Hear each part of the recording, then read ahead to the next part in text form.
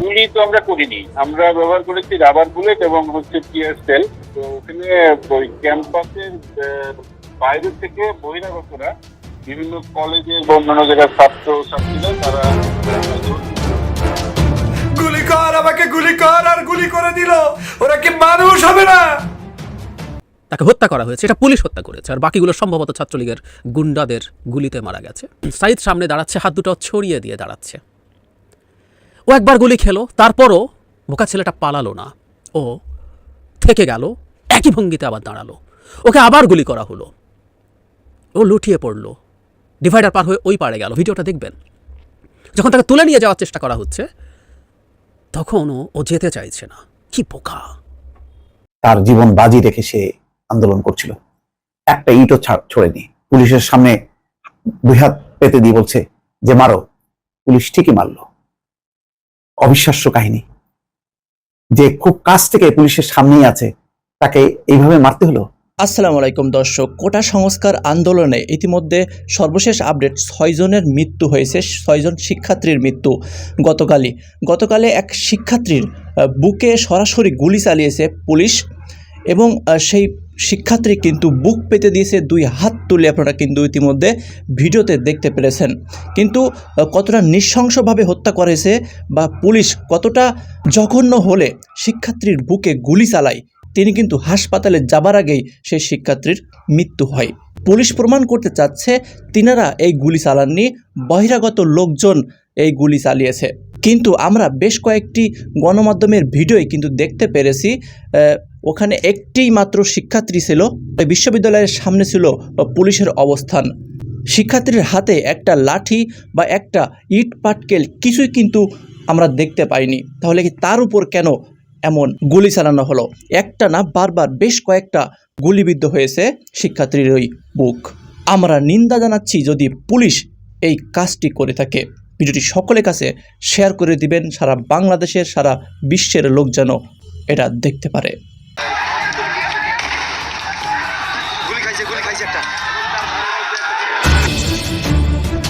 গুলি তো আমরা করিনি, আমরা ব্যবহার করেছি রাবার বুলেট এবং টিয়ার সেল।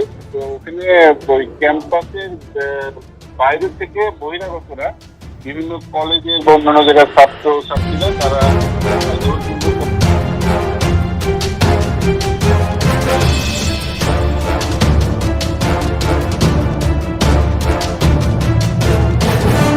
হাত উঁচিয়ে বলছে গুলি কর, আমাকে গুলি কর, আর গুলি করে দিল। ওরা কি মানুষ হবে না? সমগ্র বাংলাদেশের শিক্ষার্থীরা দাবি নিয়ে নেমেছে। শিক্ষার্থীদের তো কোনো দোষ নেই, ওরা মানুষ নয়, ওরা পশু। একজন ছাত্র হাত তুলে বলছে আমাকে গুলি কর, আর ও গুলি করে দিয়েছে। ওর জীবনের মূল্য নেই। আবু সাইদ, আজ ওদের নির্দয়ে, ওদের নিষ্ঠুরতা আজকের বাংলাদেশের সকল নিষ্ঠুরতাকে পার করে দিয়েছে। কৃষক, শ্রমিক, জনতা, হিন্দু, মুসলিম, বৌদ্ধ, খ্রিস্টান, যে যে প্রান্তে আছেন সবাই মিলে ইস্পাত দৃঢ় শক্তি অর্জন করে ফ্যাসিবাদের পতন নিশ্চিত করুন। একটি নির্মমতার, নিষ্ঠুরতার দিন দেখলো বাংলাদেশ। আজকে যখন কোটা সংস্কার আন্দোলনে ছাত্ররা ঝাঁপিয়ে পড়েছে তাদের আন্দোলন সংগ্রামকে সফল করতে, তখন আওয়ামী লীগের সাধারণ সম্পাদক ওবায়দুল কাদেরের নেতৃত্বে আজকে তার নির্দেশনায় আজকের দিনটিতেই 5 জন মানুষ শাহাদাত বরণ করেছে। এখন পর্যন্ত 5 জন মানুষ মৃত্যুবরণ করেছে। 2 জন রংপুরে করেছে, 2 জন চট্টগ্রামে করেছে, 1 জন ঢাকাতে করেছে। এই 5 জন মানুষকে সরাসরি নির্দেশ দিয়েছে ওবায়দুল কাদের। আপনারা দেখেন, আজকে সকালে তিনি বলছেন যে যথাসময়ে অ্যাকশন নেওয়া হবে। আমি তার এই অ্যাকশন দেখার পরেই ভাবছিলাম যে আমাদের এই কোমলমতি, আমাদের এই বর্তমান আন্দোলনরত শিক্ষার্থী বন্ধুদের উপরে কি জানি হয়ে যায়। আর তাই হয়েছে। ফেসিবাদ শেখ হাসিনার নির্দেশনায় ওবায়দুল কাদেরের তত্ত্বাবধানে আজকের 5টি লাশ পড়তে হয়েছে। কি নির্মম দৃশ্য দেখেছে বাংলাদেশ, কি নিষ্ঠুরতা দেখেছে বাংলাদেশ। একটি ভাই হাত উঁচিয়ে এখানে দাঁড়িয়েছে যে গুলি কর, আমাকে গুলি কর, আমাকে মেরে ফেল। এই হাত উঁচিয়ে উঁচিয়ে তিনি যখন বলছেন আমাকে মেরে ফেল, আমাকে গুলি কর, আর সাথে সাথে পুলিশ তার উপরে গুলি করছে। কি নির্মমতা, কি নিষ্ঠুরতা, কি নির্দয়! ওরা মানুষ নয়, ওরা পশু। একজন ছাত্র হাত তুলে বলছে আমাকে গুলি কর, আর ও গুলি করে দিয়েছে। ওর জীবনের মূল্য নেই, ও মানুষ নয়, ও শিক্ষার্থী।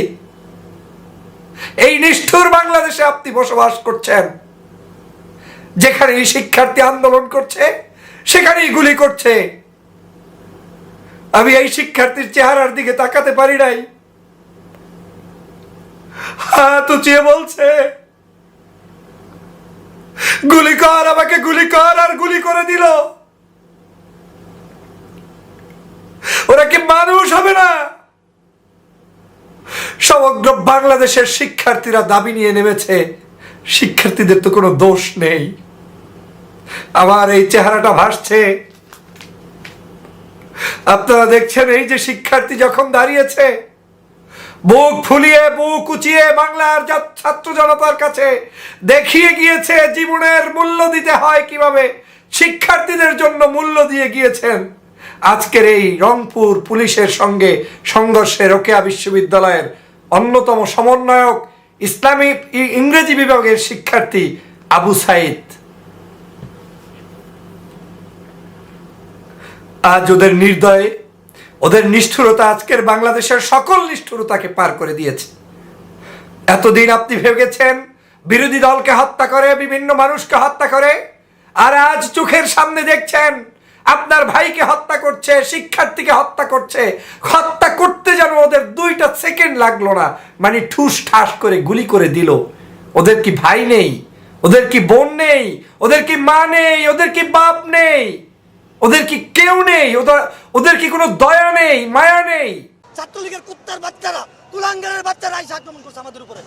গুলি করছে, সাইদ সামনে দাঁড়াচ্ছে, হাত দুটো ছড়িয়ে দিয়ে দাঁড়াচ্ছে। ও একবার গুলি খেলো, তারপরও বোকা ছেলেটা পালালো না, ও থেকে গেল, একই ভঙ্গিতে আবার দাঁড়ালো। ওকে আবার গুলি করা হলো, ও লুটিয়ে পড়লো, ডিভাইডার পার হয়ে ওই পারে গেল। ভিডিওটা দেখবেন। যখন তাকে তুলে নিয়ে যাওয়ার চেষ্টা করা হচ্ছে, তখন ও যেতে চাইছে না। কি বোকা! মনে হয় আমাদের যেখানেই মনে হবে। কিংবা ছেলেটা ভেবেছিল এইভাবে আমি নিরস্ত্র এবং একেবারেই কোনো রকম কোনো আক্রমণাত্মক ভঙ্গি ছাড়া যদি দাঁড়াই, এটাতে মনে হয় পুলিশ গুলি করবে না। কিন্তু ওই যে বললাম, বোকা। ওই দেশে পুলিশকে চেনে নাই, মনে করে নাই, বোঝে নাই, ভাবে নাই। এমনকি প্রথম গুলির পরও সে সরে যায় নাই। আমরা এই একটা মৃত্যু নিয়ে খুব আলাদাভাবে কথা বলা দরকার। কেন কথা বলা দরকার?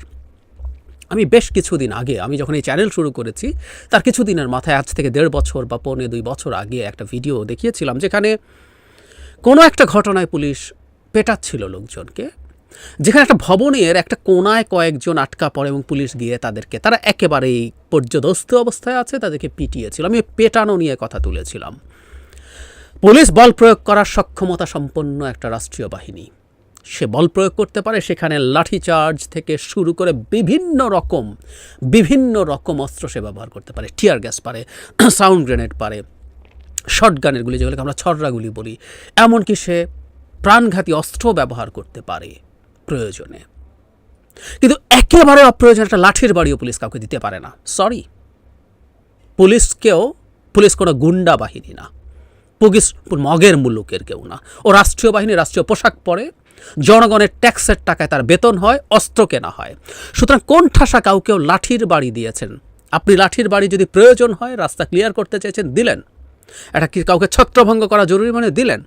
যে মানুষটাকে আটক হয়ে যাওয়ার জায়গায় এসছে, তাকে প্রয়োজন হলে আপনি গ্রেফতার করতে পারেন, আপনি তাকে পেটাতে পারেন না। না, আমরা আমাদের সোসাইটিতে এই কথাগুলো বুঝি না। আমরা মনে করি পুলিশ পেটাতেই পারে যে কোনো পরিস্থিতিতে, ধরে নিয়ে গেলে তো কথাই নেই। আর এখানে সাইদ যখন একেবারে নিরস্ত্র অবস্থায়, এক ধরনের তারুণ্যের উচ্ছ্বাস, সে হাত দুদিকে সরিয়ে বুক চিতিয়ে দাঁড়িয়েছে। ও তো কোনো আক্রমণ করছিল না, পুলিশকে কিচ্ছু করছিল না। ও দুহাত দুদিকে ছড়ানো, কোনো রকম কোনো হুমকি কিছু নাই। তাকে ঠান্ডা মাথায় গুলি করে হত্যা করেছে পুলিশ। এই দেশের পুলিশ কোন জায়গায় চলে গেছে, আওয়ামী লীগ পুলিশকে কোন জায়গায় নিয়ে গেছে, এই ভিডিওটার এই অংশটা, এই মৃত্যুটা, এই লাশটা খুব ক্লিয়ারলি সাক্ষ্য দেয়। এই একটা ডেথ নিয়ে আমরা প্রতিটা ডেথ নিয়ে শোরগোল করব, প্রতিটা নিয়ে। একটা কথা মনে রাখতে হবে, ছাত্রলীগের গুন্ডারা কাউকে হত্যা করা, রাষ্ট্রীয় বাহিনী হত্যা করার মধ্যে ডিফারেন্স আছে। রাষ্ট্রীয় বাহিনী একটা জুরিসডিকশন, একটা ল, কনস্টিটিউশন, এগুলোর অধীনে কাজ করে। ওর হাতে বন্দুক আছে বলে যাকে তাকে যখন তখন গুলি করে দেওয়া যাবে, এই ফাজলামো আমরা মানি না। আমি অনেকদিন একটা কথা বলেছি, এই ধরনের আন্দোলনে ছাত্রলীগ আওয়ামী লীগ যখন বলে তারা দেখে নেবে, তারা কন্ট্রোল করবে সব কিছু, স্ট্রংলি প্রটেস্ট করেছি। আমি বলেছি যদি তেমন কিছু হয়, তেমন দায়িত্ব যদি কারো উপরে আইনগতভাবে থাকে, সেটা হচ্ছে রাষ্ট্রীয় আইন শৃঙ্খলা রক্ষাকারী বাহিনী, পুলিশের সেই দায়িত্ব, সে সক্ষমতা, সে আইনের মাধ্যমে তাদেরকে দেওয়া হয়েছে। কিন্তু পুলিশও আইনের মধ্যে কাজ করতে হবে, জাস্ট একটা তৃতীয় শ্রেণীর গুন্ডা বাহিনীর মতো কাজ করতে পারে না। পুলিশের সামনে 2 হাত পেতে দিয়ে বলছে যে মারো, পুলিশ ঠিকই মারলো। অবিশ্বাস্য কাহিনী, যে খুব কাছ থেকে পুলিশের সামনেই আছে, তাকে এইভাবে মারতে হলো। আনিস আলমগীর লিখছে, আনিস আলমগীর তার স্ট্যাটাসে লিখছে, এই দেশের পুলিশরা ঘুষ খেতে অনেক এক্সপার্ট। তোমাকে সরিয়ে দেওয়ার জন্য বুকে গুলি করা ছাড়াও যে আরো অনেক উপায় আছে, তারা সেটা শুধু জানে না। ওই আবু সাইদকে উদ্দেশ্যেই লিখছে। আবু সাইদ আর এই জগতে নেই। তোমার জীবন কি এতই তুচ্ছ বাবা? সরকারি চাকরির জন্য বুক পেতে গুলি নিবে? যতবার দেখছি হৃদয়ে রক্তক্ষরণ থামছে না। আবু সাইদ, বয়স 22, রোকেয়া বিশ্ববিদ্যালয়ের ইংরেজি বিভাগের 12তম ব্যাচের শিক্ষার্থী। দর্শক কি বলবেন আনিস আলমগীরের এই স্ট্যাটাসটা দেখে? এই আনিস আলমগীরকে অনেকেই মনে করে তিনি সরকারের অনুগ্রহভাজন কোনো সাংবাদিক। আসলে তা না, মুক্ত চিন্তার মানুষ। তার মুক্ত পথ থাকতে পারে, অনেক লেখা হয়তো সরকারের পক্ষে যায়, কিন্তু এই যে আবেগঘন এই স্ট্যাটাসটা কি সরকারের পক্ষে গেল? যায়নি। কিন্তু তিনি কিন্তু স্বাধীনভাবে সেটি লিখেছে। দেখেন, তাকে নিয়ে ইত্তেফাকের একটি রিপোর্ট, আন্দোলনে নিহত সাইদের পোস্ট, যদি আজ শহীদ হই আমার নিথর দেহটা রাজপথে ফেলে রাখবেন। দেখেন, শহীদ হলে বিজয় অর্জিত না হওয়া পর্যন্ত নিজের লাশ দাফন না করার দাবি জানিয়েছিলেন রংপুরের পুলিশের সঙ্গে সংঘর্ষে নিহত শিক্ষার্থী আবু সাইদ। তার মাথায় দেখেন বাংলাদেশের পতাকা, মাথায়, কপালে, আর হাতে বাংলাদেশের পতাকা। এইভাবেই কপালে বাংলাদেশের ব্যাজ, পতাকার ব্যাজ, হাতে লাঠি নিয়ে অনেক শিক্ষার্থী জখম হয়েছে ঢাকা বিশ্ববিদ্যালয় সহ সারা দেশে। সোমবার সামাজিক যোগাযোগ মাধ্যমে তিনি লেখেন, যদি আজ শহীদ হই তবে আমার নিথর দেহটা রাজপথে ফেলে রাখবেন। ছাত্র সমাজ যখন বিজয় মিছিল নিয়ে রুমে ফিরবে, তখন আমাকেও বিজয়ী ঘোষণা করে দাফন করবেন। একজন পরাজিতের লাশ কখনো তার বাবা মা গ্রহণ করবে না। ঐতিহাসিক লেখা, কল্পনাই করা যায় না এইভাবে একজন লিখতে পারে। তার মানে কত আত্মপ্রত্যয়ী সে এই আন্দোলনের বিষয়ে। মঙ্গলবার দুপুরে বেরোবি রোকেয়া বিশ্ববিদ্যালয়ের কোটা আন্দোলনকারী শিক্ষার্থীরা মিছিল নিয়ে শহরের লালবাগ এলাকা থেকে ক্যাম্পাসের দিকে যায়। এরপর ক্যাম্পাসে ঢোকার চেষ্টা করলে পুলিশ তাদের বাধা দেয়। এক পর্যায়ে পুলিশের সঙ্গে তাদের সংঘর্ষ বাধে। তখন পুলিশ শিক্ষার্থীদের লক্ষ্য করে রাবার বুলেট ছোড়ে। সংঘর্ষে এই শিক্ষার্থী নিহত হন। তিনি ওই বিশ্ববিদ্যালয়ের ইংরেজি বিভাগের 12তম ব্যাচের শিক্ষার্থী। দর্শক, আজকে বহু শিক্ষার্থী এইভাবে তারা জান বাজি রেখে লড়ছে। একদিকে পুলিশ, অন্যদিকে ছাত্রলীগের নামে ছাত্রলীগ নিজে যে এই ধরনের অস্ত্র শস্ত্র নিয়ে ঝাঁপিয়ে পড়েছে বিভিন্ন জায়গায়, যুবলীগ সহ, অকল্পনীয়। তারা বোমা মারছে, ককটেল ফোটাচ্ছে, সরাসরি গুলি করছে। তারপরেও কিন্তু আন্দোলনকারীরা পিছিয়ে আসছে না, জখম হচ্ছে, কোথাও কোথাও বিজয়ী হচ্ছে, কোথাও কোথাও পরাস্ত হচ্ছে, কিন্তু দমে যাচ্ছে না। এই যে আজকে সাহসী এই কোটা আন্দোলনের সাহসী যোদ্ধাদের, এই আবু সাইদের যে প্রাণ বিসর্জন নিঃসন্দেহে প্রেরণা যোগাবে। দর্শক। তো প্রিয় দর্শক, আপনারা মোটামুটি সম্পূর্ণ আলোচনাটি শুনে বুঝতে পারলেন যে গতকাল যে শিক্ষার্থীর এবং ছাত্রলীগের হামলা, পুলিশের হামলা, বেশ কয়েকজন শিক্ষার্থী ইতিমধ্যে নিহত হয়েছে এবং এই যে পুলিশের গুলিতে একজনকে সরাসরি হত্যা করা হলো, এটা কিন্তু সকল গণমাধ্যমেই প্রচার করা হয়েছে। বিশেষ করে যমুনা টিভি কিন্তু এটা প্রচার করেছে যে পুলিশই এই গুলিটি করেছে, যদিও বা পুলিশ বলছে যে বহিরাগত লোক এই কাজটি করেছে বা গুলি করেছে। তাহলে বহিরাগত লোকের হাতে কেন পিস্তল থাকবে? পুলিশের সাথেই কিন্তু ছাত্রলীগের বাহিনী রাইফেল হাতে, বা তারাই কিন্তু পুলিশের সাথে একসাথেই এই শিক্ষার্থীদের উপরে হামলা চালাচ্ছে। অনেক ভিডিওতে গণমাধ্যমে কিন্তু এটা প্রচার করা হচ্ছে। তো আপনাদের কি মন্তব্য? পুলিশের বিষয়ে আপনাদের মূল্যবান মন্তব্য লিখে যাবেন। গতকাল 6 জন শিক্ষার্থীর মৃত্যু, আজ বা প্রতিদিন যদি এই যে কোটা সংস্কার আন্দোলন যতদিন না পর্যন্ত তাদের দাবি মেনে নিচ্ছে, ততদিন কিন্তু এমন আন্দোলন শিক্ষার্থীরা করে যাবে বলে আসছে। সবাই ভালো থাকবেন, পরবর্তী ভিডিওর জন্য অপেক্ষা করবেন। আল্লাহ হাফেজ।